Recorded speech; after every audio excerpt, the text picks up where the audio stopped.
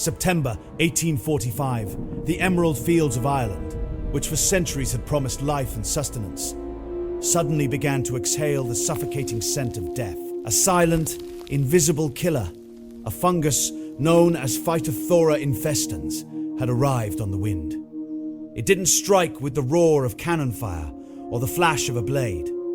It struck in the cold, damp dark of night. By morning, the vibrant green leaves that represented the survival of a nation had turned a bruised, oily black. When the farmers, desperate and trembling, dug into the earth with their bare hands, they didn't find the golden potatoes that kept 3 million people alive. They found a black, liquefied mass of decay. The very soil that was supposed to feed the nation had become a graveyard for their hopes. This was not just a failed harvest. It was the opening roar of a catastrophe history would remember as the Great Hunger.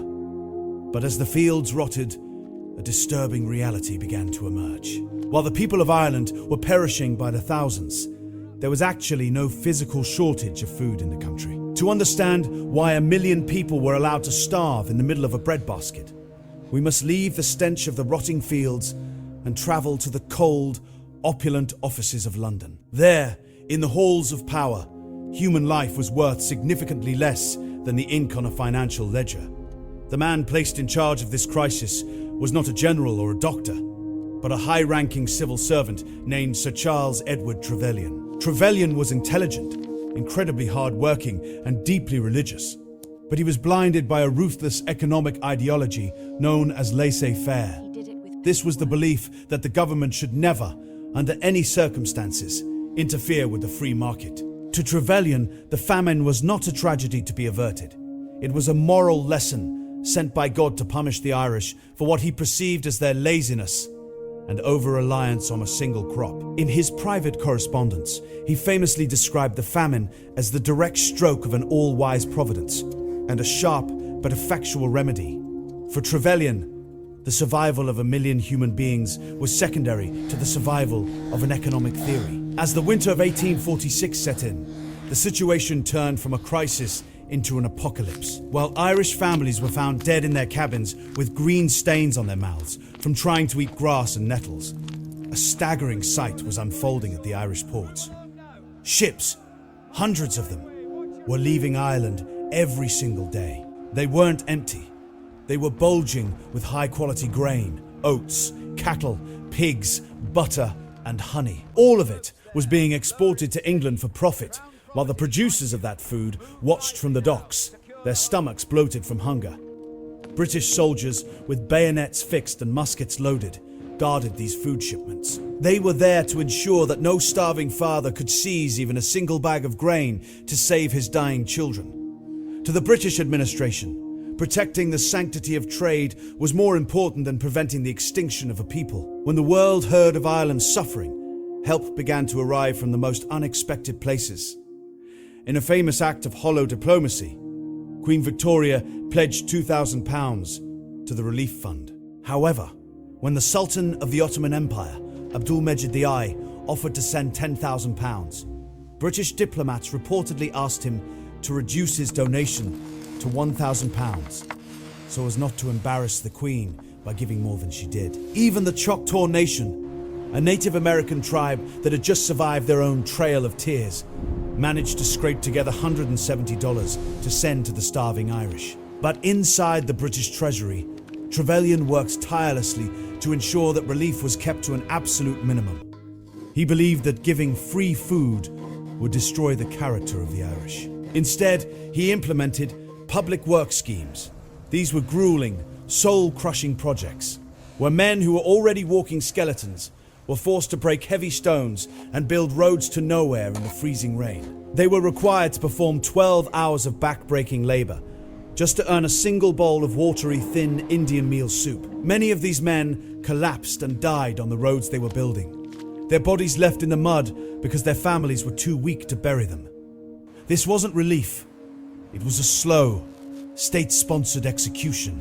By 1847, the year the Irish still refer to as Black 47, the social fabric of the country had completely unraveled. In the workhouses, the dead were stacked like firewood in the courtyards, because the gravediggers couldn't keep up with the pace of the dying. The stench of the famine hung over the entire island, a combination of rotting potatoes and rotting bodies. With no hope left, the great exodus began. Anyone who could scrape together a few coins or sell their last piece of furniture bought a ticket on a ship headed for America or Canada. These vessels became known as coffin ships. They were often old, leaking merchant ships never intended to carry human passengers. People were packed into the dark, filthy holds with no ventilation and barely any water. Typhus and famine fever tore through the ships like wildfire. 1 out of every 5 passengers died before reaching land. Their bodies, often wrapped in nothing but a tattered blanket, were slid into the Atlantic Ocean. Today, the floor of the Atlantic is a silent monument, paved with the bones of thousands of Irish men, women, and children who died seeking a second chance. By the time the famine finally ended in 1852, Ireland was a shell of its former self. In just 7 years, the population had dropped by 25%. At least 1 million people were dead, and another million had fled across the sea, creating the massive Irish diaspora we see today in cities like New York, Boston, and Chicago. To this day, Ireland is one of the only countries in the world whose population is lower today than it was in the 1840s. But what of the man who managed this catastrophe? Sir Charles Trevelyan was not punished. He was not disgraced. In 1848, at the height of the starvation, he was knighted by the Queen for his extraordinary services in Ireland. He lived a long, successful life, convinced until his dying day that he had done the right thing by sticking to his economic principles. The Great Irish Famine was not a simple natural disaster. A fungus may have started the rot, but it was human policy, colonial prejudice, and a rigid, heartless ideology that turned a crop failure into a genocide.